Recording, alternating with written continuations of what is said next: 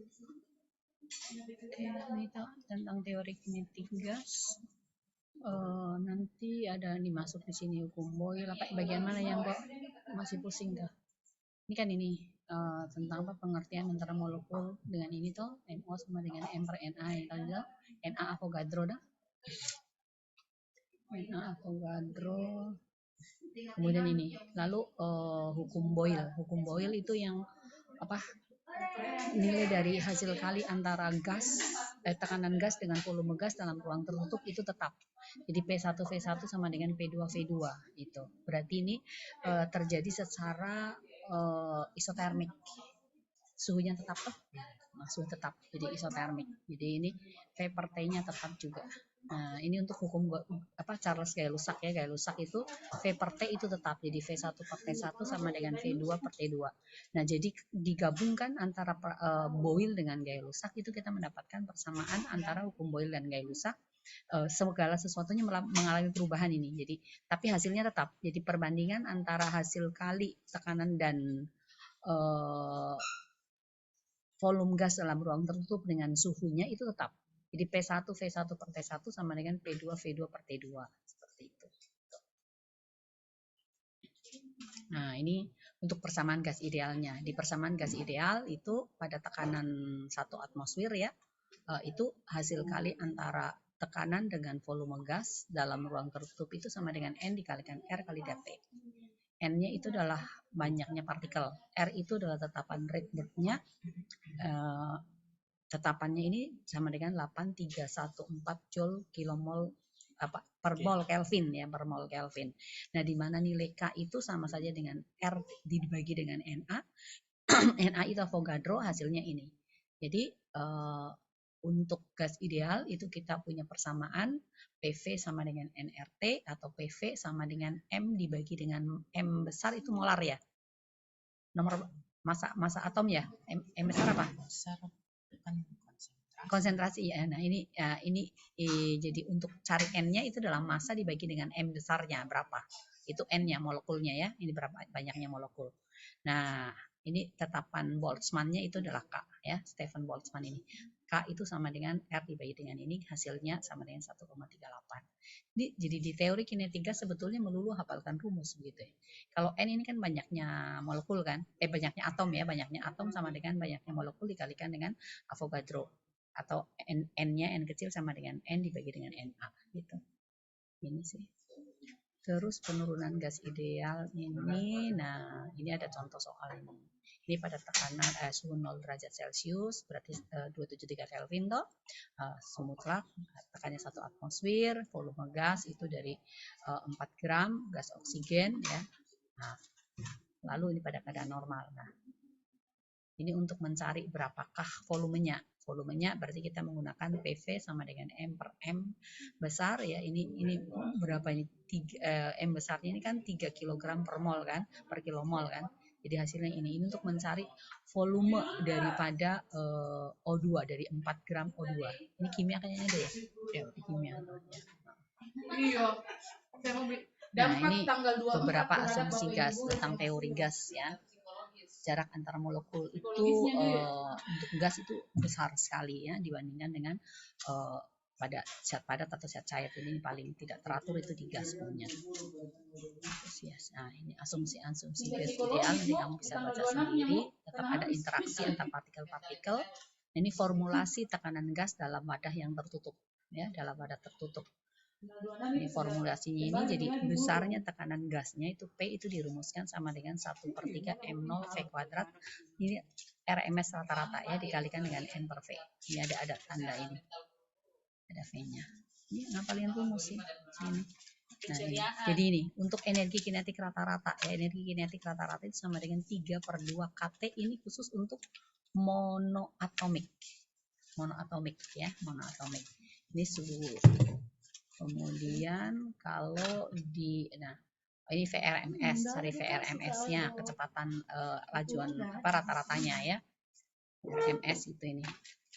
Kecepatan rata-ratanya sama dengan akar dari V-nya kuadrat ini, kecepatan rata-rata. Oke, nah ini kelajuannya tentang kinetik gas. Ini kelajuan energi kinetik itu sama dengan 1/2 M0V RMS-nya dipangkatkan 2 atau sama dengan 3/2 kT ini untuk yang monoatomik. Jadi VRMS kelajuan efektif untuk monoatomik itu akar dari 3 kT dibagi dengan M0. Gitu. Nah, ini contoh soalnya. Nah, ingat T-nya itu harus kita rubah dalam Kelvin ya. Jangan lupa itu. Masih rumus sama dia nih, VRMS ini hubungannya dengan P ini ya.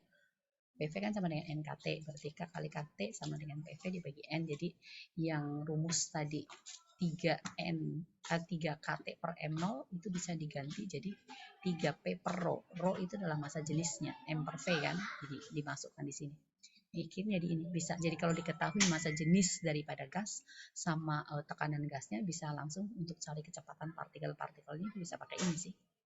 Gitu. Nah, ini tentang aspirasi energi ya, energi kinetiknya, kemudian kecepatannya, kemudian energi mekaniknya di sini sama dengan energi kinetik sama dengan frekuensi dikalikan 1/2 kT. Nah, ini untuk yang di atomik. Jadi di atomik itu adalah 5/2. Biasanya sih diketahui itu yang apa partikel di atomik atau monoatomik atau poliatomik itu biasa di soal diketahui langsung sih seperti itu. Jadi gas di atomik ini sampai 7 derajat kebebasan. Nah, terus ini tentang teorema ekipartisi energi. Nah, ini untuk monoatomik ya. Monoatomik besarnya energi dalam sama dengan 3/2 nRT. Udah habis itu saja, jadi hanya itu. Jadi bedanya antara monoatomik dengan diatomiknya itu di koefisien di sininya 3/2 dengan 5/2-nya. Ini tentang teori kinetika tadi hanya begini saja, nggak terlalu bagaimana, cuman ya itu rumus-rumus semua gitu. Apalagi yang mana lagi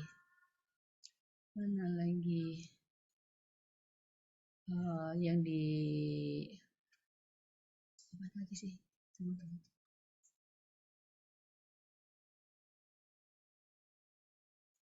Berapa lagi? Apa lagi James? Enggak, ini bab 10 apa? Enggak masuk. Itu optik enggak. Optik ya enggak masuk ya. Termodinamika. Termodinamika tadi bab 7 kayaknya atau berapa? Termodinamika. Bab ini bab 6. 5. Kayaknya di bab 7 deh termodinamika.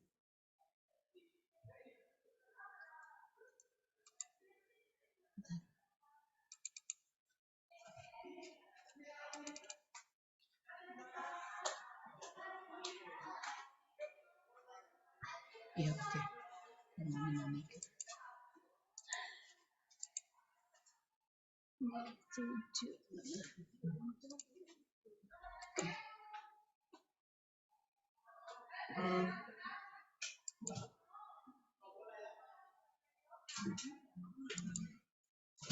Ya ini di termodinamika. Termodinamika itu kebanyakan nanti munculnya di siklus Carnot misalnya.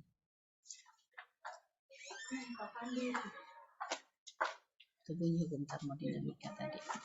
Ya. Nah ini besarnya energi dalam itu sama dengan kalor dengan dikurangi dengan usaha. Kalor itu adalah energi yang masuk ke dalam. Kemudian ini usaha bisa usaha oleh luar, bisa usaha oleh dalam sistem itu sendiri. Jadi perubahan energi dalamnya delta U itu sama saja dengan energi kalornya dikurangi dengan besarnya usaha. Itu termodinamika. Nah ini ceritanya ini tentang ini. Jadi ini ada suatu sistem ya. Pada saat sistem ini melakukan usaha ya, atau pada saat lingkungan melakukan usaha pada sistem. Jadi kalau lingkungan memberikan kalor kepada sistem, maka Q-nya positif. Kalau sistem memberikan kalor kepada lingkungan, maka Q-nya itu negatif saja di sini.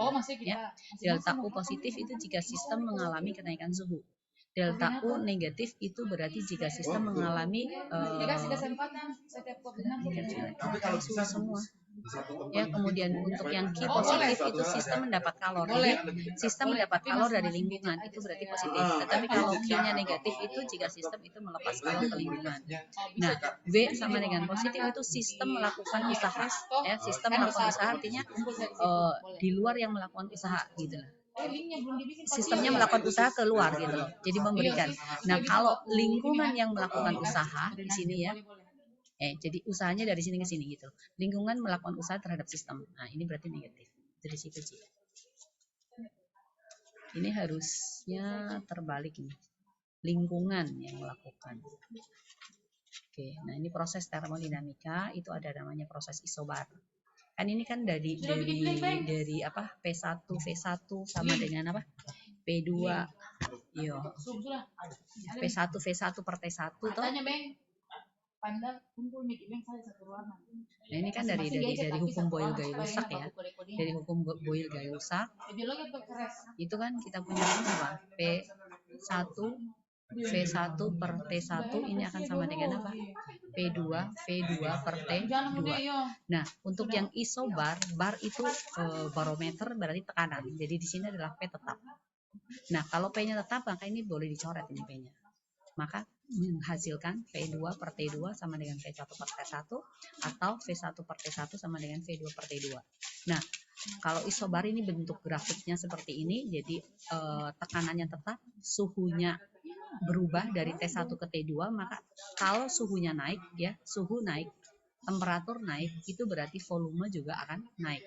Itu artinya apa? V2 lebih besar daripada V1, jadi terjadi pemuaian di sini.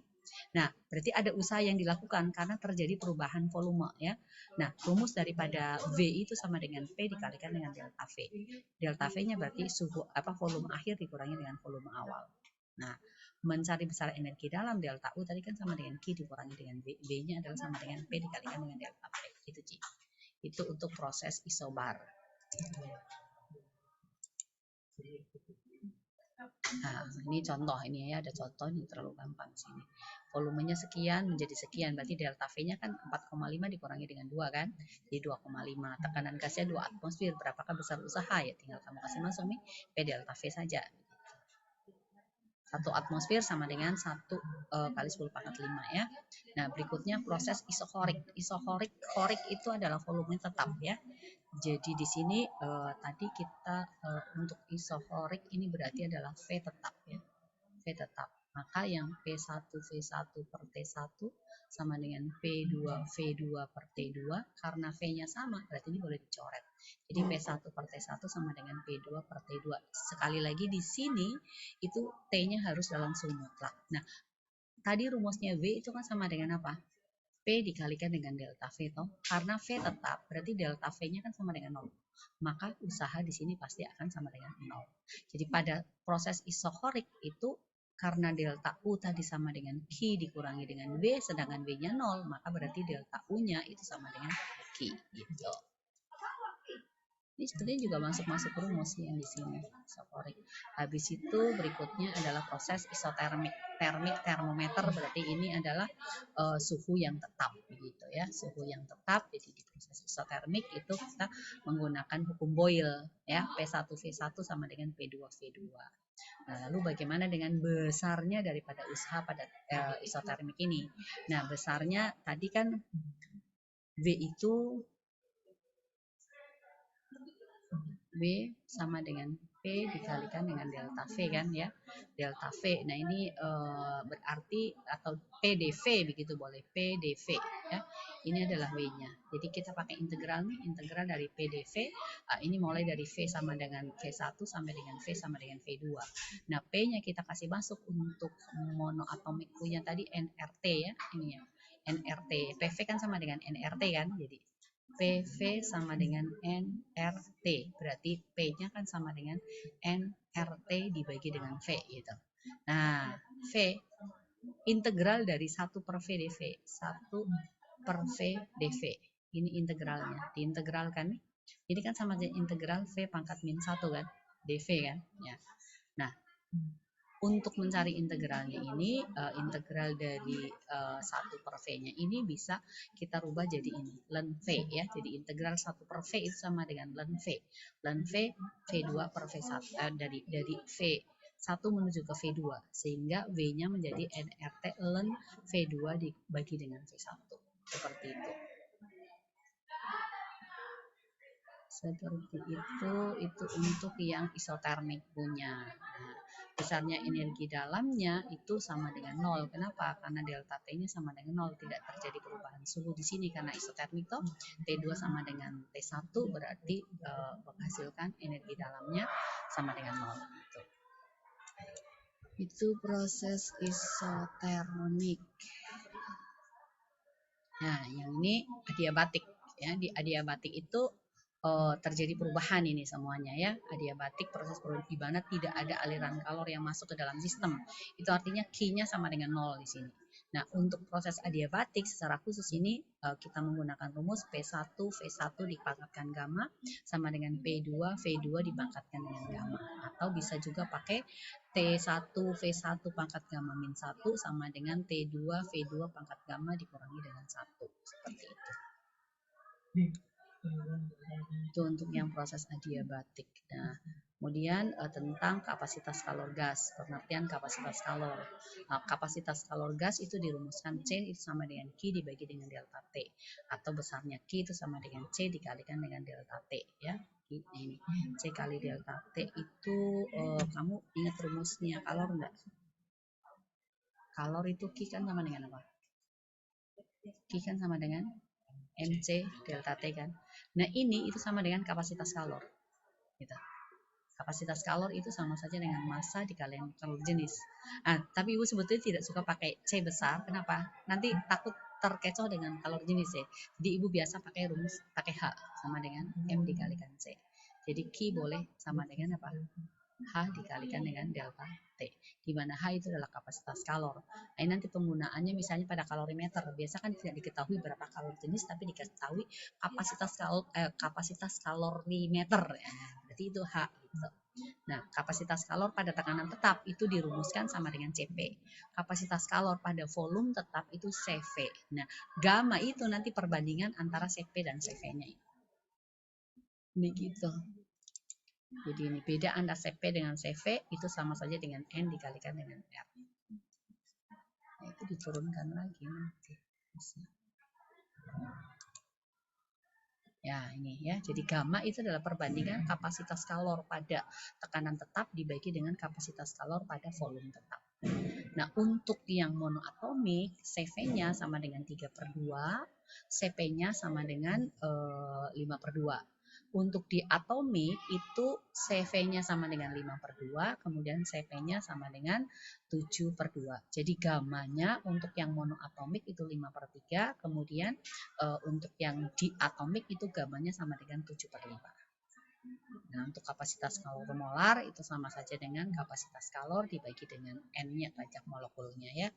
Ini untuk tekanan tetap, untuk volume tetap, Kp itu sama dengan Cp dikalikan delta T, kemudian Kv sama dengan Cv dikalikan delta T, dan seterusnya, dan seterusnya. Untuk monoatomik, Cv ini 2/3, lalu kemudian diatomik 5/2 ya, kemudian ini pada ini kan volume ya, Vm ya. Nah, ini PM ya. Nah, gitu. Itu ya. Seperti itu, Ji. Berarti ada kemungkinan kalau di soalnya ditanya yang mana? Iya, jadi kamu harus tahu nih yang mana di soalnya. Pasti diketahui sih. Nanti kalau misalnya yang diketahui Kp sama Cp berarti bisa ditanya Kv-nya. Bisa saja. Datanya sama. Iya, bisa saja. Itu tergantung soalnya bagaimana. Nah, ini adalah formulasi usaha kalor dan energi dalam. Jadi ini rangkumannya ini ya. Jadi untuk di isobarik W-nya itu sama dengan P kali delta V. Kemudian untuk isokorik W-nya sama dengan 0. Kemudian untuk isotermik kita menggunakan W sama dengan integral dari ini ya, atau nRT ln dari V, batasannya dari V1 sampai dengan V2. Untuk adiabatik Q-nya sama dengan 0, berarti W-nya sama dengan min delta U, maka W-nya sama dengan min nR delta T. Nah, setelah ini baru ini formulasi kalornya Forik, isobarik, isoforik, isotermik, dan adiabatik ya. Ini untuk Q-nya, tadi Q. Kemudian berikutnya ini adalah energi dalam ya. Untuk energi dalam isoforik delta U-nya sama dengan 3/2 NR delta T, isoforik sama dengan 3/2 NR delta T juga, kemudian isotermik delta U sama dengan 0, adiabatik delta U-nya sama dengan 3/2 juga. Itu gas monoatomik semua. Ini tabel formulanya ini ya. Jadi ini sudah langsung keseluruhan nih. Gitu. Ya di sini mesin Carnot. Di mesin Carnot itu kan yang apa namanya? Kalor yang masuk itu adalah Q1, di sini ada usaha yang dilakukan, kemudian ada kalor yang dilepaskan. Nah, efisiensinya itu sama saja dengan usaha yang dilakukan dibagi dengan kalor yang masuk. Ya. Jadi ini Q1 ada kekekalan energi di sini. Jadi kalor yang masuk itu sama saja dengan kalor yang keluar ditambah dengan usahanya, atau Q1 sama dengan V ditambah dengan Q2. Kemudian siklus Carnot nih ya. Nah, ini gambarnya mesin Carnot. Nah, ini untuk efisiensinya. Efisiensi daripada mesin Carnot tadi kan eta itu sama dengan V dibagi dengan Q1. Kalau bisa juga dirumuskan V tadi kan sama dengan Q1 dikurangi dengan Q2 kan. Karena kan terjadi kekekalan energi di sini. Ini jadi tadi kan ini anggaplah ini sistemnya ya. Sistem ini di sini masuk Q1 gitu. Kemudian yang keluar ini adalah Q2, lalu ini ada usaha yang dilakukan adalah V. Nah, besarnya Q1 itu kan sama dengan V ditambah dengan Q2 kan. Berarti V itu akan sama dengan apa? Q1 dikurangi dengan Q2. Jadi masukkan V di sini, Q1 kurang Q2 dibagi Q1. Ini bisa dipecah jadi Q1 per Q1 dikurangi dengan Q2 dibagi dengan Q1. Ini kan sama dengan 1. Makanya jadi efisiensinya itu akan sama dengan 1 dikurangi dengan Q2 dibagi dengan Q1. Nah, untuk yang ini reservoir tinggi itu memiliki suhu T1, reservoir rendah itu memiliki tinggi T2. Nah, besarnya efisiensi ini juga boleh dirumuskan eta sama dengan 1 dikurangi T2 per T1. Nah, nanti soalnya yang agak susah di sini tuh kalau nanti misalnya merubah suhunya gitu ya, mengubah suhunya. Mengubah suhu dari efisiensinya misalnya 50% mau dijadikan efisiensi menjadi 70% gitu. Bisa seperti itu. Perubahannya yang mana? Nah, ini biasa nih ya. Ini efisiensi 100% jadi gampang sekali. Reservoir tingginya itu 600, reservoir rendahnya 400 Kelvin. Ditanya berapakah besarnya usaha ya. Usaha yang dilakukan. Karena kan masuk di sini sih di eta sama dengan V dibagi dengan Q1 berarti V sama dengan eta dikalikan dengan Q1. Kalau dicari berapakah besar kalor yang hilang atau yang dilepaskan itu berarti Q2 maka sama dengan Q1 dikurangi dengan V gitu. Jadi kalau tadi kan si Q1 kan sama dengan V ditambah dengan Q2 ya. Nah, jadi kalau Q2 berarti sama dengan Q1 dikurangi dengan V ya. Nah, kemudian si V-nya itu sendiri, Q2 ini sama dengan Q1 dikurangi eta dikalikan dengan Q1 kan. Nah, ini Q1-nya boleh keluar nih. Berarti ini 1 dikurangi dengan eta. Nah, ini adalah Q2 sama dengan ini. Ini bisa pakai ini untuk cari Q2-nya, jadi boleh pakai ini. Kalau sudah tahu etanya misalnya sama dengan misalnya saja eta sama dengan 20% gitu ya. Lalu kalau misalnya ditanyakan Q2 berarti sama dengan Q1 dikalikan 1 dikurangi dengan 0,2 berarti sama dengan 0,8 Q1 ini gitu. Seperti itu.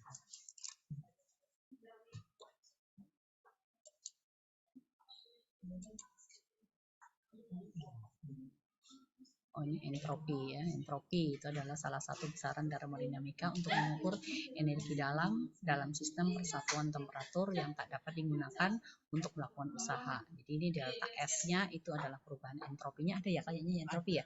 Tuh, nah, delta S, kemudian S1 adalah entropi mula-mula, kemudian S2 adalah entropi akhir.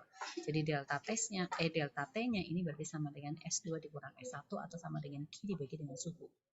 Jadi untuk perubahan entropinya itu sama dengan kalornya dibagi dengan suhunya sama dengan berapa. Jarang sih keluar yang itu. Jadi itu tentang termodinamika. Jadi yang agak sulit nanti itu mungkin ya, untuk yang mesin Carnot punya ini. Misalnya ini, di mesin Carnot punya, itu eta tadi kan sama dengan 1 dikurangi dengan T2 dibagi dengan T1 ya, atau eta sama dengan 1 dikurangi dengan Q2 dibagi dengan Q1 kan. Nah sekarang misalnya ada sebuah mesin Carnot, ini nanti ada suhu pada reservoir tinggi, kemudian ada suhu pada reservoir rendah kan. Nah, jadi misalnya ini efisiensinya sama dengan 60% gitu ya. Nah, suhu reservoir tinggi misalnya T1-nya di sini sama dengan 900 Kelvin. Lalu reservoir rendahnya ini suhunya adalah T2. Lalu kita ingin mengubah ini supaya etanya itu menjadi 90%. Pertanyaannya berapa sekarang suhu harus kita rubah di sini? Nah, untuk mengubah ini cara langsungnya sebentar. Nah, jadi untuk yang efisiensi pertama ini kan berarti sama dengan 1 dikurangi dengan T2 dibagi dengan T1 kan. Ini kita pindahkan ke sana. Berarti ini kan T2-nya kan dibuat tetap. Ya, maka ini T2 dibagi dengan T1 ini kan akan sama dengan 1 dikurangi dengan eta ya, eta 1 ya. Berarti T2-nya ini akan sama dengan T1 dikalikan 1 dikurangi dengan eta 1 kan. Nah, kemudian yang berikutnya adalah eta aksennya. Eta 1 aksen ini kan sama dengan 1 dikurangi dengan T2 dibagi dengan T1 aksen kan. Berarti di sini T2-nya akan sama dengan apa? 1 dikurangi dengan eta 1 aksen kita kalikan dengan T1 aksen. Nah, ini kita samakan nih. Berarti T1 dikalikan 1 dikurangi eta 1 sama dengan 1 dikurangi eta 1 aksen dikalikan dengan T1 aksen. Atau T1 aksen akan sama dengan 1 dikurangi dengan eta 1 dibagi dengan 1 dikurangi dengan eta 1 aksen kita kalikan dengan 1. Logikanya ya gini, logikanya. Toh, jadi kan tadi efisiensinya yang pertama itu kan sama dengan berapa? 50% ya? Oh, 60 ya? 60%. 60%. Kemudian efisiensi, kalau ini anggap 1, ini anggap 2 ya, itu sama dengan 90%. Nah, yang ini kalau 1 dikurangi dengan eta 1 kan sama dengan 1 dikurangi 0,6 berarti sama dengan 0,4 kan. Lalu yang di sini 1 dikurangi dengan eta 2 ini kan berarti sama dengan 1 dikurangi dengan 0,9. Ini berarti sama dengan 0,1. Nah, untuk meningkatkan agar eta 2 lebih besar daripada eta 1, itu berarti T1 aksen itu kan harus lebih besar daripada T1 kan. Supaya T1 aksennya lebih besar, berarti kita pakai ini, yang ini di atas, jadi T1 aksen, maka ini akan sama dengan 1 dikurangi dengan eta 1 dibagi 1 dikurangi dengan eta 2, kita kalikan dengan suhu mula-mulanya. Jadi ini sama dengan 0,4 dibagi 0,1 dikalikan dengan T1-nya tadi berapa? 900 ya? Ya, seperti itu. 900 Kelvin. Tinggal begitu saja. Atau ini T1 dulu. Ini T1 kan? T1. Berarti T1 aksen sama dengan berapa? 1 dikurangi dengan ini, eta 1 tadi kan berapa? 0,4 ya. Dibagi dengan 0,1 dikalikan dengan 900 Kelvin. Berarti jadi 3600 Kelvin. Begitu, Ci. Soal agak susahnya cuma di sini, Ci. Yang lainnya enggak. Kalau termodinamika. Begitu. Seperti itu. Jadi tinggal kasih masuk ini kan kali 900 Kelvin tadi berarti sama dengan 3600 Kelvin. Nah, ini kalau yang dicari adalah suhu reservoir tinggi. Bisa enggak kalau yang dicarinya adalah suhu reservoir rendah?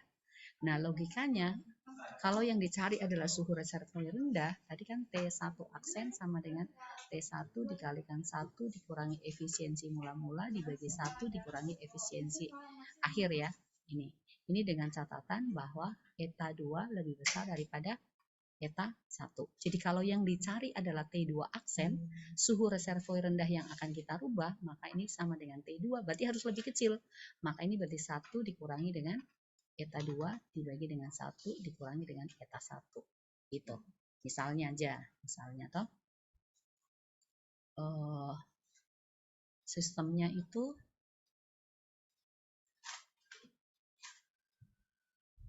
ini memiliki suhu T1 gitu ya. Lalu yang di reservoir rendah punya suhu di sini adalah misalnya 20 derajat Celcius. Atau jangan 20, 200 Kelvin lah ya. Lalu di sini efisiensi yang pertamanya itu sama dengan 40%. Kemudian kita ingin mengubah efisiensinya menjadi misalnya 80%. Ditanyakan T2-nya sekarang harus diturunkan sampai berapa gitu. Maka kalau yang dicari reservoir rendah, berarti T2 aksennya itu akan sama dengan T2 dikalikan 1 supaya rendah. Berarti ini harus di atas nih, dikurangi dengan eta 2 dibagi dengan 1 dikurangi eta 1, ini kita kalikan dengan T2. Berarti ini sama dengan 200K, 1 dikurangi eta 2, berarti 0,2 ya. 0,2 dibagi dengan 0,6 ya. Dikali ini berarti sama dengan 1/3 dikali dengan 200 Kelvin, maka ini sama dengan 200/3 Kelvin atau sama dengan 66 2/3 ya kalau nggak salah. Nah, seperti itu. Tadi dia harus diturunkan sampai di suhu 66 derajat supaya efisiensinya naik dari suhu 40 derajat dari 40% menjadi 80%. Itu sih tentang termodinamika. Oke, mana mau cari soal apa lagi?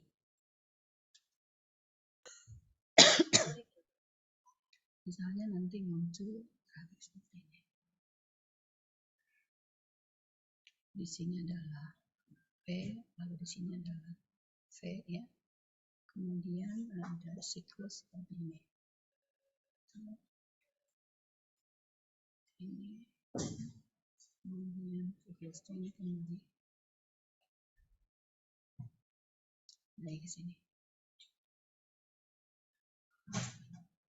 Sebutlah ini adalah A, B, dan C. Kemudian di sini adalah V1, ini adalah V2, di sini V1, di sini adalah V2. Nah, kalau misalnya usahanya yang seluruhnya ini, B seluruhnya, jadi ini B-nya, itu berarti kamu tinggal cari luasnya aja. Jadi sini W, A, B, C, ini berarti sama dengan luas segitiga. Tetapi kalau misalnya usaha yang dilakukan dari proses A ke B, itu berarti luas daerahnya aja. Luas daerah di bawah pipa di sini. Jadi untuk B dari A ke B, itu berarti sama dengan 1/2 dikalikan, ini kan P1 kan, yang di sini kan berarti P2 kan. Berarti di sini jumlah sisi sejajar dikalikan tinggi, jadi ini P1 ditambah dengan P2, ini kita kalikan dengan tingginya berarti ini delta V. Delta V atau V1 dikurangi V2 dikurangi V1. Nah, tetapi untuk usaha dari B menuju ke C, ini berarti langsung P delta V. Kalau usaha dari B dari C ke A, ini kan isokorik, berarti ini langsung sama dengan 0. Gitu. Jadi kalau mau dicari satu-satu boleh jadi WABC itu nanti akan sama dengan WAB ditambah dengan WBC ditambah dengan WCA, seperti itu. Sama aja dengan ini luas segitiganya, berarti nanti alas kali tinggi dibagi dengan 2. Seperti itu.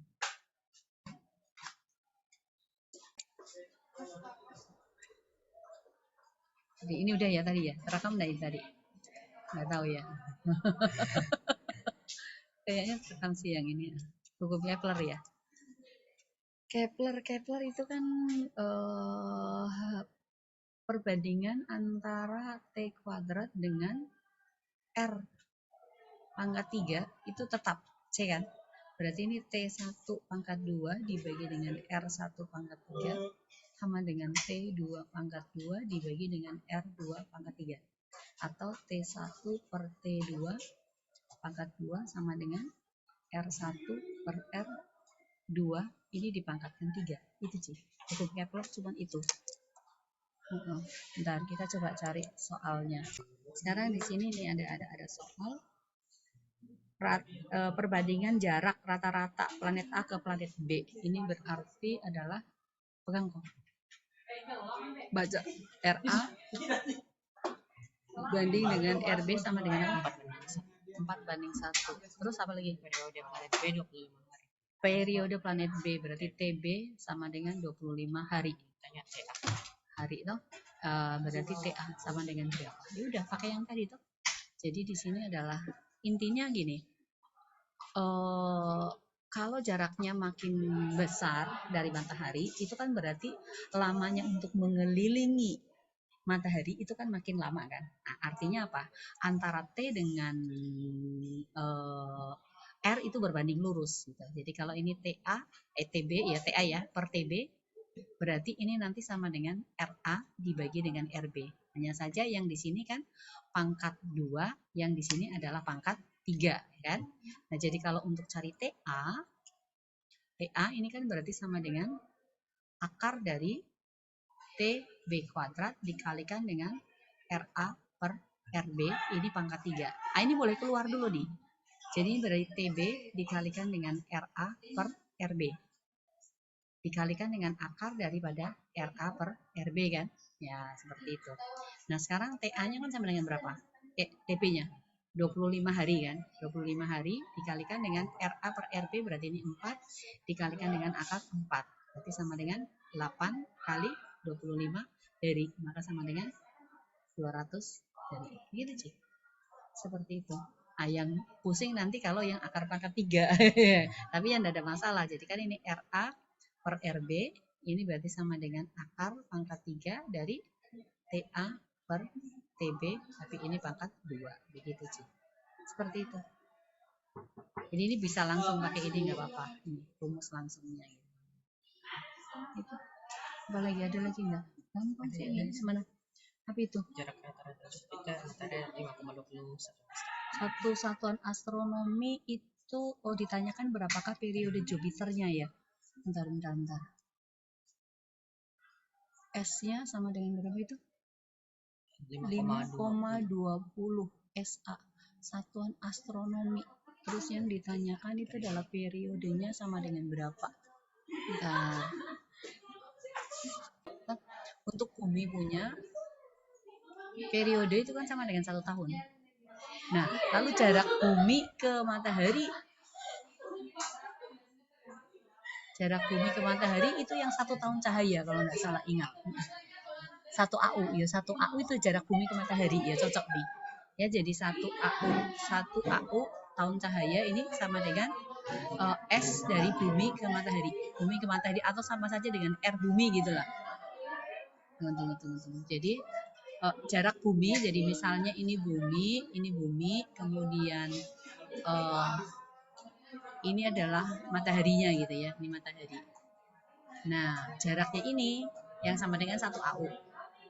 1 AU. Kita sebut saja dengan R gitu ya, bumi gitu ya. Nah, kemudian waktunya, time-nya ini sama dengan 1 tahun. Jadi kita anggaplah ini T1 itu, T1 enggak apa-apa. Jadi tadi yang tadi berapa tahun cahaya tadi? 5,2 ya. Berarti kalau berikutnya R-nya itu sama dengan 5,2 AU ya. Ditanyakan T2-nya sama dengan berapa ya? Kita pakai yang tadi lagi. T2 dibagi dengan T1 pangkat 2 sama saja dengan R2 dibagi dengan R1, ini kita pangkatkan 3.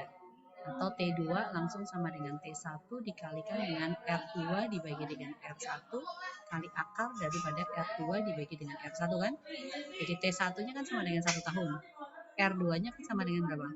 5,2 R ya, dibagi dengan R gitu. Berarti ini sama saja dengan akar dari 5,2. Jadi sama saja dengan 5,2 tahun akar dari 5,2 nih sama dengan berapa? Seperti itu. Ya, nanti tinggal dicari ini akarnya ini sama dengan berapa, terus dikalikan dengan 5,2. Coba kita cari nah pakai kalkulator. Akar dari 5,2 sama dengan ini dikalikan dengan 5,2. Ya, 11, ini ya. Dengan begitu sih. Jadi 1 tahun cahaya itu adalah jarak antara bumi ke matahari. Nah, waktunya itu adalah 1 tahun, makanya dinamakan dengan 1 tahun cahaya. Oke. Semua lagi lupa. Ya, oke. Nah, ini yang tadi ini kalau jatuhnya dari ketinggian tertentu dengan kecepatan tertentu, berarti ini kamu pakai ini untuk mencari waktu ya. Setelah mencari waktu, jadi kalau misalnya cari debit di sini, berarti yang sampai di sini itu sama saja dengan lamanya hujan itu turun dikurangi dengan selang waktu ini kan. Nah, untuk cari volumenya, nanti kamu tinggal kali selisih waktunya itu dikalikan dengan debitnya gitu. Nah, sekarang kalau yang ini ada tetes air hujan ya, bergerak dengan kecepatan tertentu dari ketinggian tertentu, lalu ditanyakan berapa banyak yang dilihat secara bersamaan dalam waktu yang bersamaan. Nah, kita harus tahu dulu untuk satu tetes air hujan ini ya, satu tetes air hujan ini memerlukan waktu berapa lama sampai di sini. Nah, nanti ini kan terus jatuh terus ini kan kecepatannya ini. Ada berapa ini 2 meter per sekon. Jadi untuk mencari ada berapa banyak tetesan air hujannya, bagaimana coba caranya? Kayaknya setelah dapat kan frekuensinya ya, kita cari frekuensinya dalam 1 sekon itu ada berapa. Berarti kalau waktunya ini, T-nya ini berarti untuk cari N, kalau tahu frekuensinya, F itu kan sama dengan N dibagi dengan time kan. Berarti untuk cari N maka ini sama aja dengan frekuensi dikalikan dengan time-nya nih. Kamu pakai ini nih. Kalau kita tahu frekuensinya dalam 1 detik itu berapa tetes air hujan gitu.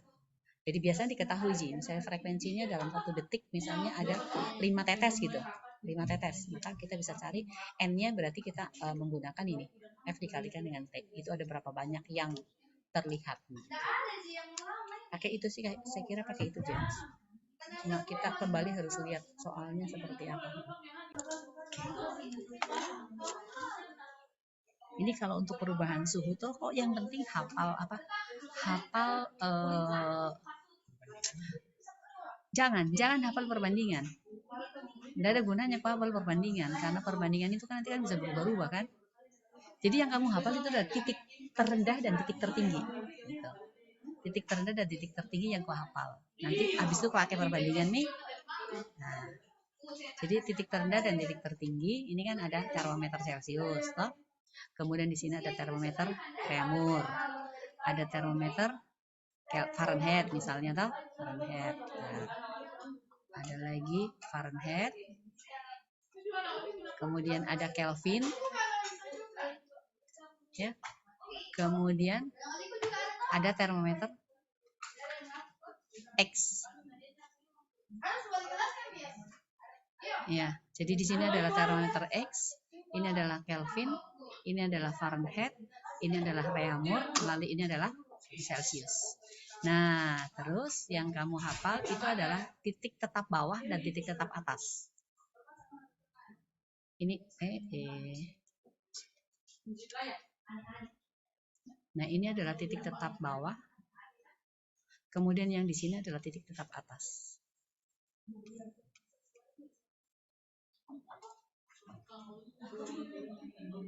Ya, begini.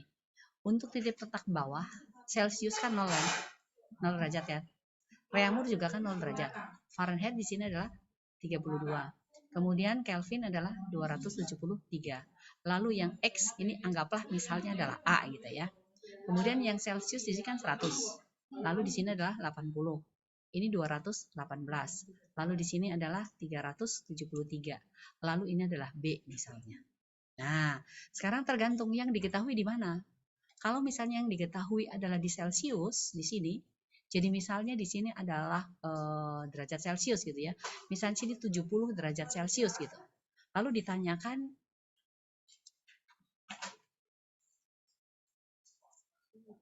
ini di Reaumur berapa? Di Fahrenheit berapa? Di Kelvin berapa? Di termometer X berapa? Di X di sini misalnya ini boleh diganti, misalnya ini minus 5 derajat Celcius, minus 5 derajat gitu. Lalu di sini misalnya sama dengan 70 derajat, boleh tergantung X-nya, betul? Nah, ini caranya cuma gini aja, James. Kamu cari ini selisihnya berapa? Selisih bawah. Ini selisihnya berapa?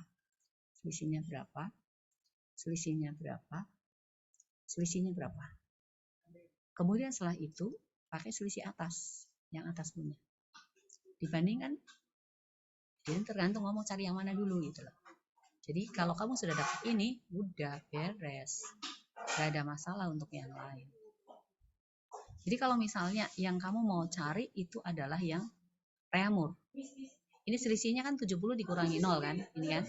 Berarti 70 kan? Yang ini 100 kan? Yang ini berarti anggaplah T derajat Reaumur ini ya. T derajat Reaumur. Maka ini adalah T derajat Reaumur kan? Dikurangi 0 kan? Yang ini kan 80. Ya kan? bandingkan aja. Ini per ini sama dengan ini per ini. Udah. T derajat reamur dibagi dengan 80 sama dengan apa? 70 dibagi dengan 100. Jadi dari pendek per panjang gitu aja. Jadi dari sini kamu langsung dapat nih. T derajat reamur berarti sama dengan 70 kali 80 dibagi dengan 100 sama dengan 56. Ini kan? Gampang kan? Ya, sama. Jadi kalau misalnya lagi yang Kelvin ditanya di sini atau ini atau yang agak ribet kan ini. Yang di sini enggak sama gitu loh. Ini kan 32 kan? Jadi nanti di sini berarti adalah selisihnya adalah T derajat Fahrenheit dikurangi dengan 32. Yang ini berarti sama dengan 180. Jadi kalau di sini maka ini dikurangi ini bagi ini itu untuk Fahrenheit toh. T derajat Fahrenheit dikurangi dengan 32 dibagi dengan 180 ini berarti sama dengan 70 per 100. 70 per 100. Kembali ini naik ke sana lagi. Nanti tinggal ditambah 32. Berarti ini T derajat Fahrenheit sama dengan 70 per 100 kali 180 naik 180 273 kurangi 373 dikurangi 273 yang Kelvin atau Fahrenheit?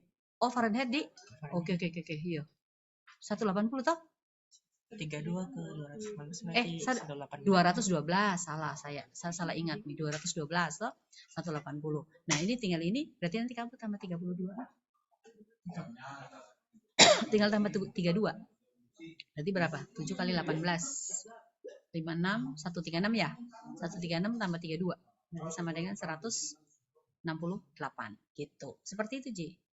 Jadi ini lebih gampang kamu pakai ini. Kalau misalnya nanti dua-duanya adalah satunya adalah termometer X, lalu yang satu termometer Y misalnya. Di termometer X di sini, ini di sini titik tetap bawahnya adalah minus 10. Lalu titik tetap atasnya misalnya sama dengan 70. Di termometer Y ini titik tetap bawahnya adalah 30.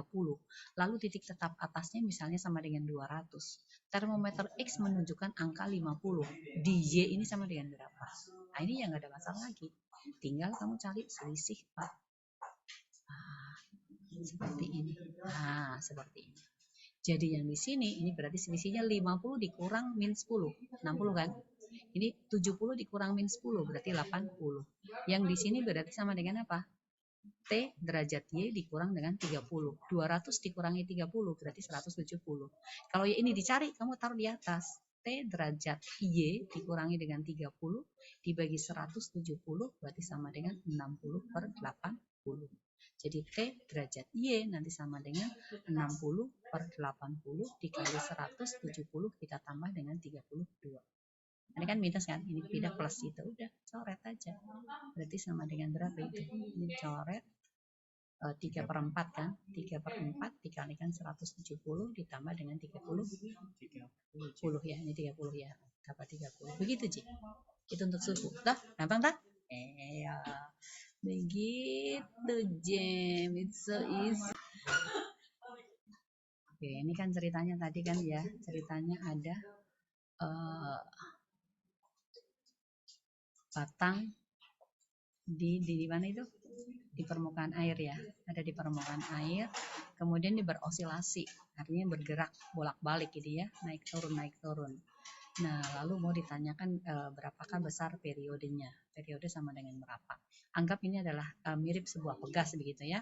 Jadi itu periode berarti sama dengan 2pi dikalikan dengan akar M dibagi dengan K. Kita lihat satuan daripada K itu kan sama dengan apa? Newton per meter kan. Newton itu kan berarti satuan dari gaya kan. Meter ini berarti kan perpanjangan, panjangnya kan, L-nya kan. Nah, sekarang lihat dari sini. Dari batang ini kan ada bekerja gaya berat kan. F kan, V kan, V ini kan sama dengan M kali G kan. Nah, massa itu hubungannya dengan massa jenis itu kan sama dengan rho dikalikan dengan volume kan, dikalikan dengan gravitasi. Lalu volume untuk batang ini itu kan berarti panjang dikalikan dengan luas penampang kan. Jadi adalah rho dikalikan A dikalikan dengan L dikalikan dengan G kan. Nah, lalu untuk mencarikannya yang ini K sama dengan F per L kan ini berarti rho dikalikan A dikalikan L kali G kita bagi dengan L, maka L nya kan habis, jadi rho A G, maka kita masukkan ke sini berarti sama dengan 2pi dikalikan akar M dibagi rho A G. Oke ya, sip lah. Nah ini dengan begini tuh tadi bukan tidak tahu bagaimana ini cara menyelesaikannya. Tapi dengan ini, dengan gambar, akhirnya apa? Muncul ini membantu kita punya otak untuk berpikir. Sebetulnya ibu sesungguhnya tidak tahu itu cara kerjanya bagaimana. Ini soal. Dengan begini kita bisa memunculkan itu. Seperti itu. Maka itu kan grafiknya naik turun naik turun. Grafik osilasi naik turun secara periodik itu kan membentuk grafik sin kan. Jadi untuk cari simpangannya berarti A sin omega T. Omeganya kamu pakai 2πf kan, kecepatan sudut atau sama dengan 2π per periodenya. Seperti itu. Itu sih. Itu untuk simpangannya. Begitu. Kalau cari kecepatan ya tinggal turunan kemarin tuh ada tuh P-nya kan sama dengan di aksen. Sama dengan omega A cos omega T, kemudian akselerasinya berarti min omega kuadrat A sin omega T. Nah, ini nanti kalau osilasinya itu sudah sampai yang di berjalan punya. Ada yang ujung tetap, ujung bebas. Itu kamu udah belajar ya di kelas berapa itu? Kelas 2 kayaknya dong. Ya, yang ujung tetap, ujung bebas. Kuncinya itu untuk mempercepat yang ujung tetap, ujung bebas itu loh, Cinsa. Kamu pakai ini. Kalau ujungnya tetap, ini di sini pasti dia akan balik lagi. Nah, seperti ini. Nah, balik lagi berarti ini adalah titik simpul pertama. Ini berarti simpul kedua. Lalu yang di sini adalah titik perut pertama. Nanti di sini berarti ada perut kedua. Jarak dari perut ke perut ini kan sama dengan setengah lambda kan. Jarak dari simpul ke simpul ini juga sama dengan setengah lambda toh. 1/2 lambda. Nah, di perut 1 ini kan sama dengan 1/4 lambda. Kemudian di perut 2 berarti sama dengan 1/4 tambah setengah, maka sama dengan 3/4 lambda. Nah, kamu lihat polanya di sini. 1, 3. Berarti perut 3 apa? 5. Jadi ini berarti adalah kelipatan ganjil dari 1/4 lambda. Jadi N perut ini berarti kelipatan ganjil dari 1/4 lambda. Kamu boleh pakai 2N min 1 dikalikan 1/4 lambda. Seperti itu. Ini untuk perut. Nah, untuk simpul 1 sama dengan 0.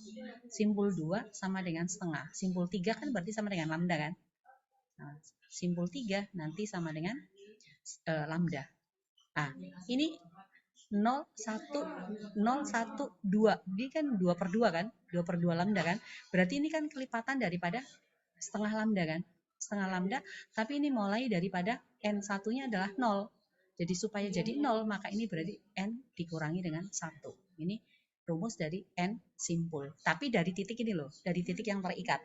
Kalau misalnya dari ujung yang timbul getaran, jaraknya berapa?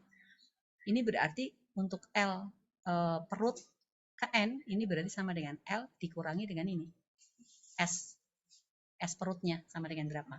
S perut ke N gitu. Ini kita anggap S perut ke N gitu ya. S perut ke N gitu. P ke N gitu. Ini yang simpul ke N ya. S simpul ke N gitu. Jadi kalau untuk simpul ya sama. L simpul ke N dari sini ini berarti sama dengan L dikurangi S simpul ke N seperti itu. Itu untuk yang ujung tetap. Kalau ujung bebas, di ujung bebas seperti ini. Jadi kalau ujung bebas ini di sini, maka dia akan turun ke sini. Karena kan bebas bergerak. Nah, kuncinya itu. Berarti ini perut 1. Yang di sini adalah simpul 1. Nah, berikutnya di sini adalah perut 2. Lalu di sini berarti adalah simpul 2. Nah, simpulnya ini kan pertama 1/4. S1 sama dengan 1/4 lambda. S2 sama dengan 3/4 lambda. Kelipatan ganjil daripada 1/4 lambda. Berarti S simpul ke N ya, itu berarti sama dengan atau SN aja nggak apa-apa lah. Ini berarti pertama 2N nih, jadi 2N dikurang 1 kan, kelipatan ganjil kan dari 1/4 lambda. Nanti untuk perut P1 sama dengan 0, P2 sama dengan setengah lambda. Berarti sama dengan S perut atau perut ke N gitu ya. Ini berarti sama dengan N min 1 dikalikan dari setengah lambda. Kebalikan daripada ujung tetap. Itu. Seperti itu. Superposisi ini. Sudah superposisi gelombang. Itu di gelombang berjalan itu. Momentum yang hati-hati itu yang ini. Kalau misalnya satu di sini bergerak, yang satunya bendanya adalah bergerak di sini. Kemudian Ini ketemu di sini. Ketemu di sini. Ini. Yang ini kan P1. Ini P2 kan. Nah, ini P-nya, P sebelum tumbukan, itu tidak sama dengan P1 ditambah dengan P2. Nah, kok ingat. Tapi P di sini sama dengan akar dari P1 kuadrat ditambah dengan P2 kuadrat. Ya. Ini ingat ini, siapa tahu ada muncul seperti ini. Yang satu dari arah barat, yang satu dari arah selatan, ketemu di situ gitu loh. Nanti misalnya tergantung setelah tumbukannya dia bergerak kemana-kemana kan nggak ada masalah. Gitu. Pokoknya yang ini nanti pakai hubung kekekalan momentum gitu aja. Oke. Itu sekarang lintasannya berbentuk setengah lingkaran ya. Bentar. Ini ada nih ceritanya begini. Terus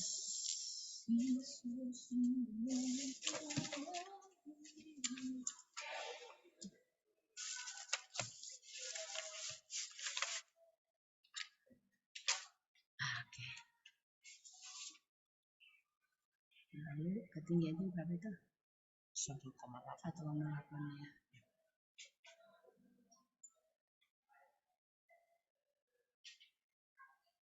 Ini 1,8 meter. Kemudian bendanya dari sini ya. Terus kenapa itu bendanya? Bendanya kenapa? Enggak. Sorry. Mati bilang.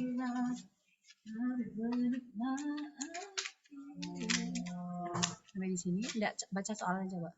Dua bola dengan massa yang sama dijatuhkan pada bidang miring licin berbentuk setengah lingkaran dengan jari-jari 98. Jika kedua bola bertumbukan lenting sebagian, E-nya itu 0,5. E sama dengan 0,5. Kecepatan bola satu sesaat setelah tumbukan. Kecepatan bola satu setelah tumbukan. Terus ini O 22 di sini nih. Sorry. Bentar. Jadi bentar. Ya, oke. Nah, ini ceritanya kan ada 2 buah bola kan? 2 buah bola. Bola yang satunya itu ada di sini. Jadi sama-sama jatuh dari sini. Nah, seperti sesaat setelah tumbukan ini lenting sempurna kan? Berarti kita perlu cari V1 dan V2-nya. Jadi ini adalah benda 2, ini benda 1 kan? Nah, V sampai di sini kan ini kecepatannya kan 0 kan? Berarti V sesaat setelah tumbukan, jadi sebelum tumbukan, maka V2-nya di sini berarti sama dengan akar dari 2GH kan? Akar 2GH berarti akar 2 dikalikan dengan 10 dikalikan dengan 1,8. Berarti sama dengan akar 36. Maka ini bergerak dengan kecepatan 6 meter per sekon. Ini yang ini jadi kita ambil aja di sini. Ini benda 2, kemudian yang ini benda 1. Jadi ini hanya untuk cari kecepatannya. Sekarang proses yang ini kan udah setelah ini kan sudah tinggal begini aja. Oke. Jadi yang hitam ini bergerak ke sana, kemudian yang ini bergerak ke sini. Jadi sama-sama kecepatannya ini. V1 sama dengan V2 kan? Sama dengan 6 meter per sekon kan? Nah, lalu E-nya sama dengan berapa? 0,5. Lenting sebagian. Jadi ini kita menggunakan E itu kan sama dengan apa? Min dari V2 aksen. Ini adalah V2 aksen dikurangi dengan V1 aksen dibagi dengan V1 dikurangi dengan V2 kan. Ini 1/2 sama saja dengan V1 aksen dikurangi dengan V2 aksen dikurangi dengan V1 aksen dibagi dengan V1 dikurangi V2. Ini yang V2-nya kan minus, ya kan? Jadi berarti sama dengan apa? 0,6 atau V. Kita sebut V aja ya. Jadi kita pakai ini. V1 berarti sama dengan V, V2 berarti sama dengan min V kan? Kan berlawanan. Ya, berlawanan arah toh. Berarti kita pakai ini, maka di sini V1 dikurangi dengan V2 berarti sama dengan apa? V dikurang min V kan? Jadi sama 1/2 sama dengan V2 aksen dikurangi dengan V1 aksen dibagi dengan 2V kan?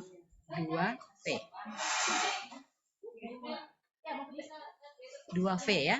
Nah, kalau begitu, maka ini kita kali naik ke sana, berarti apa? V2 aksen dikurangi dengan V1 aksen sama dengan 2V per V. 2V per 2 ya. Toh? Per 2. Dibagi 2. Berarti ini V2 aksen dikurangi dengan V1 aksen sama dengan V. Maka V2 aksen sama saja dengan V ditambah dengan V1 aksen. Sudah. Dari sini berarti kamu tinggal masuk di mana? Di hukum kekekalan energi mekanik. Kekekalan momentum, sorry. Di hukum kekekalan momentum. Tadi kan V2 sama dengan V ditambah dengan V1 aksen ya. Ini V2 aksen ya. Lalu kita pakai M1 V1 ditambah dengan M2 V2 sama dengan M1 V1 aksen ditambah dengan M2 V2 aksen. Dari sini nih. Nah, sebetulnya kalau kamu mau turunkan langsung dulu rumusnya nggak ada masalah sih. Cuma ini kan langsung masuk angka. Masanya sama ya? Masa sama berarti hilang semua nih. Maka ini V1 ditambah dengan V2 sama saja dengan V1 aksen ditambah dengan V2 aksen kan. Nah, V1 kan sama dengan V tadi. V2-nya min V ya, dikurangi ya. Berarti sama dengan apa?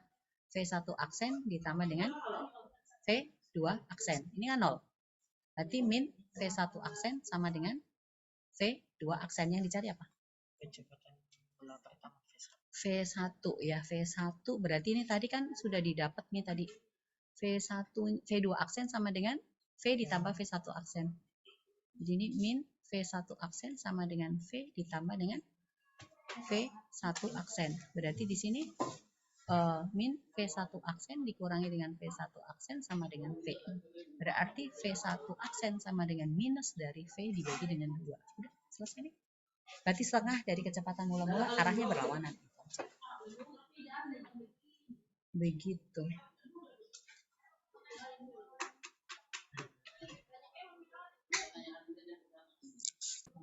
Oke. Sekarang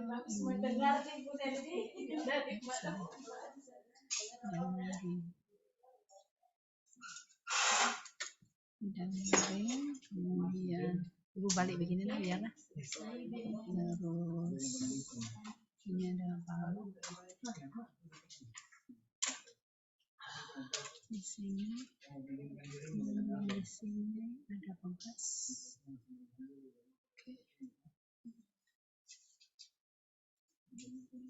Oke, seperti ini. Panjangnya soalnya sama begitu. Beda aja, tapi nggak ada masalah. Mirip-mirip toh. Bentuknya sama. Jadi ini yang 3 meter. Kemudian sudutnya berapa derajat? 30 ya. Oke. 30 derajat. Oke.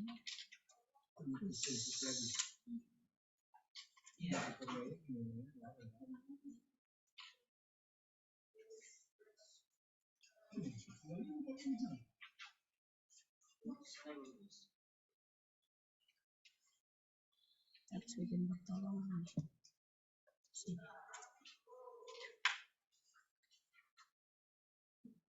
Itu meluncur ya? Iya. Nah, ini kan ada gaya ke sini. Gayanya sama dengan apa? Kalau nggak ada, ini kita harus ada licin sendiri. Itu licin ya? Masa baloknya berapa? 0,5 kg. M sama dengan 0,5 kg. Terus? Konstan 900 Newton per meter. Lalu apa lagi? Nggak ada. Itu cuma. Yang ditanyakan apa? Delta X ya? Pemendekan maksimum. Itu pemendekan maksimum berarti delta X-nya dia pendeknya berapa?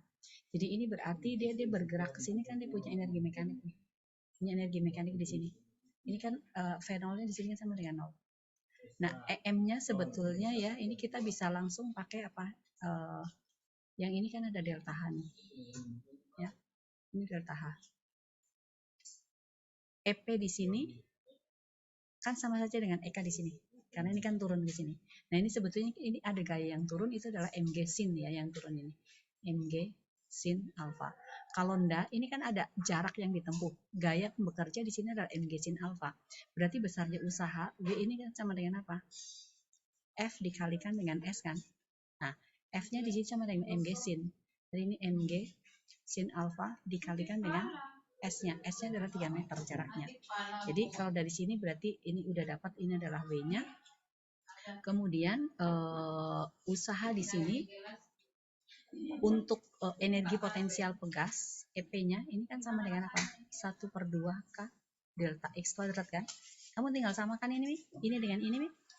Jadi di sini berarti Mg sin alfa dikalikan dengan S, ini sama dengan 1/2 K delta X kuadrat. Berarti delta X-nya sama dengan 2 Mg sin alfa dikalikan S, kita bagi dengan K, ini cabut akar. Nah, sudah selesai, Mi.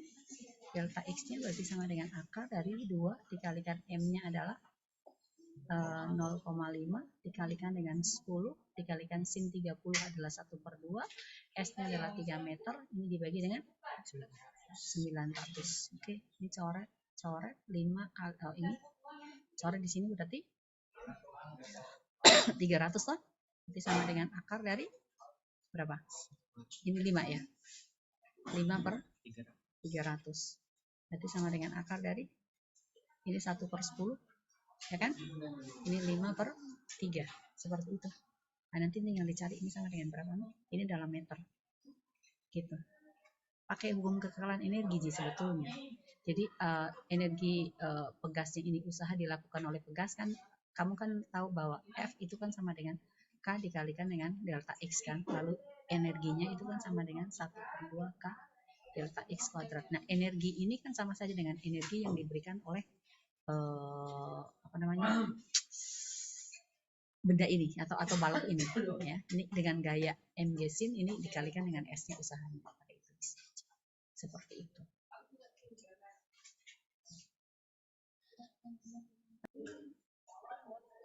Nah, bisa pakai energi mekaniknya pada saat dia sesaat akan menumbuk, ya, sesaat akan menumbuk di sini. Ini kan energi potensi di sini kan 0, ya. Jadi berarti EM1 itu kan sama dengan EP1 ditambah dengan EK1 kan, EK1. Nah, ini berarti sama dengan EP1, berarti sama dengan M dikalikan G dikalikan dengan A. Nah, terus yang di sini posisi, anggap itu adalah posisi 1, yang ini adalah posisi 2, gitu ya. Posisi 1, posisi 2. Nah, energi mekanik yang dimiliki di sini itu kan sama dengan EP2 kan? EM2. EM2 itu sama dengan EM1. Gitu. EM2 sama saja dengan EM1. Berarti ini sama dengan MGH. Hanya kamu pakai yang ini, bukan H dari sini ke sini. Pakai H di sini. Nah, ini 30 derajat di sini. Hubungannya H dengan 30 derajat dengan S-nya ini. Itu sama dengan apa? Sin kan? Berarti H itu sama dengan apa? S sin 30 derajat kan? Berarti EM2 ini kan sama dengan apa? MG S sin 30 derajat kan? Nah, kan sama tadi. Yang F turun ini usaha, tadi kan ini B-nya kan sama dengan Mg sin alfa dikalikan dengan S kan? Sin 30, sama enggak dengan ini? Sama kan? Ya. Nah, energi mekaniknya itu sama saja dengan energi potensial pegas. Jadi di sini berarti Mg sin alfa, MGS ya, MGS sin alfa itu MGS sin alfa sama saja dengan 1/2 K delta X kuadrat, sama dengan yang tadi. Gitu, ya, bisa pakai itu.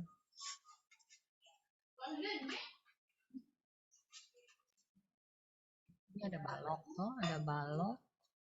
Oh, ini baloknya yang tergantung di. Baloknya tergantung. Seperti ini. Kemudian habis itu ada bandulnya ya di sini ya.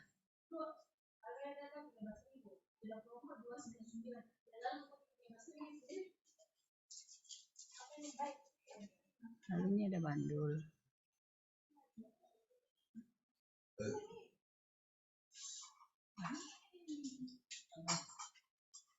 Oke. Nah, ini ketinggiannya H kan? Ini di sini ketinggiannya H. Ini H. Nah, pada saat dia akan menumbuk, jadi anggaplah ini benda 1, yang ini adalah benda 2. Berarti V2-nya ini nanti sama dengan akar dari 2GH. H mula-mula. Terus tumbukannya apa? Ayunan bandul mengenai massa M dinaikkan pada ketinggian H dan dilepaskan. Pada bagian terendah dari lingkarnya, bandul membentuk suatu permukaan mendatar yang licin.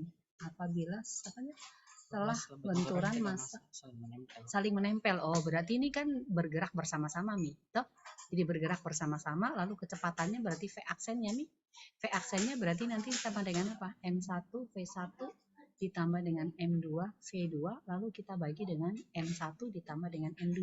Ini kan tumbukan sama sekali tidak lenting. Nah, kalau ini massa benda 2, yang ini massa benda 1, massa benda 1 posisinya kan diam sebelum ditumbuhkan. Jadi, berarti ini sama dengan 0. Maka ini akan sama dengan M2, V2 dibagi dengan M1 ditambah dengan M2.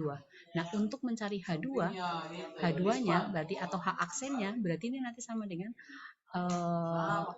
dari rumus ini kan V2 kuadrat, ini berarti sama dengan 2GH kan? Maka H ini akan sama dengan apa? V kuadrat dibagi dengan 2G kan? Nah, berarti di sini adalah V aksen kuadrat dibagi dengan 2G. Nah, substitusi masuk ke sini nih. Nah, ini V aksennya kan sama dengan M2V2. Toh, M2V2, V2-nya kan ini. Berarti sama dengan M2 dikalikan akar 2GH dibagi dengan M1 ditambah dengan M2. Kita ke sini dulu. Jadi tadi V2 sama dengan akar dari 2GH. Kemudian V aksennya ini V2-nya. Kemudian V aksennya tadi sama dengan M2 V2 dibagi dengan M1 ditambah dengan M2 kan? Berarti sama dengan M2 dikalikan akar 2GH dibagi dengan M1 ditambah dengan M2. Kemudian berikutnya H aksennya tadi kan sama dengan V aksen pangkat 2 dibagi dengan 2G kan? Kasih masuk nih? Berarti sama dengan M2 dikalikan akar 2GH ini dipangkatkan 2 dibagi dengan M1 ditambah dengan M2. Ini kita bagi dengan 2G nih. Berarti sama dengan M2 kuadrat kali 2GH dibagi dengan 2G kali M1 ditambah dengan M2. 2G-nya hilang. Berarti sama dengan M2 kuadrat H dibagi dengan M1 ditambah dengan M2. H aksennya. Ini nih, cocok nih? Pakai itu toh, cocok ini. Ini kan dikuadratkan, kan berarti tetap 2GH kan? Ya, ini 2G-nya kan berarti coret nih. Si 2G-nya di sini dengan ini coret nih. Iya, begitu. Pakai itu cuy, pakai hukum kekekalan momentum. Dan digabungkan dengan gerak jatuh bebas. Begitu.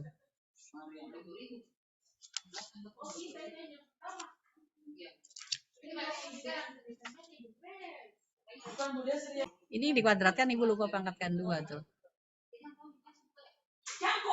Ini lupa ini kan kurung pangkat 2 semua kan. Jadi ini dipangkatkan 2 nih. Ini kan yang di sini V-nya tuh. Nah, ini kurung sini tuh pangkatkan 2. Berarti ini pangkat 2 juga. Berarti ini kuadrat juga. Atau berarti kalau mau cepatnya berarti H aksen sama saja dengan M2 dibagi dengan M1 ditambah dengan M2 pangkat 2 dikalikan dengan H ketinggian mula-mula.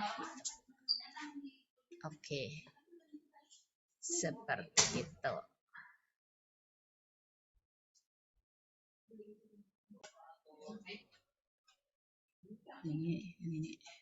Ini ya, ini lantainya. Lalu yang di sini pertama ini ketinggian mula-mula, kemudian ini, lalu ini lagi kan. Jadi yang di sini adalah H1, ini H2, ini H3. Nah, waktu dia sampai di sini, ini adalah V1. Naiknya berarti nanti sama aja dengan di sini. Ya. Untuk kecepatan sesaat setelah tumbukan, berarti kan ini. Jadi kita sebut saja di sini adalah V1, lalu ini adalah V1 aksen gitu ya, atau V2 boleh nggak apa-apa. Ini V2 boleh. Nah ini V1-nya ini kan H1. Berarti ini sama saja dengan akar dari 2GH1. Yang di sini kan H2. V2-nya ini berarti sama dengan akar dari 2GH2 dari situ. Nah, ini tumbukan kan, tumbukan E-nya, jadi yang benda ini kan satunya kan lantai.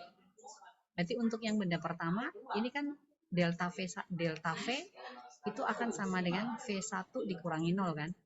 Lalu delta V aksen itu kan berarti sama dengan V2 aksen dikurangi 0 juga.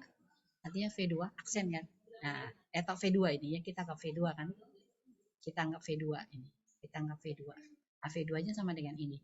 Nah, lalu E kan sama dengan minus dari delta V aksen dibagi dengan delta V kan. Berarti sama dengan apa? Minus dari V2 dibagi dengan V1.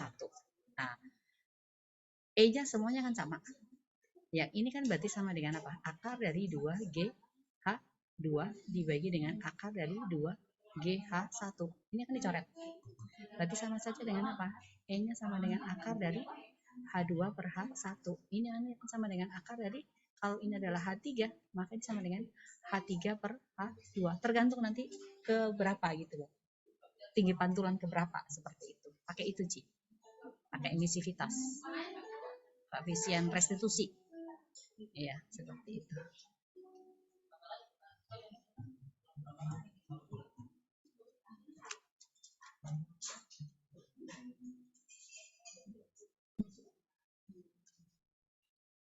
M1 V1 M2 V2 tambah M3 V3 sama dengan M1 V1.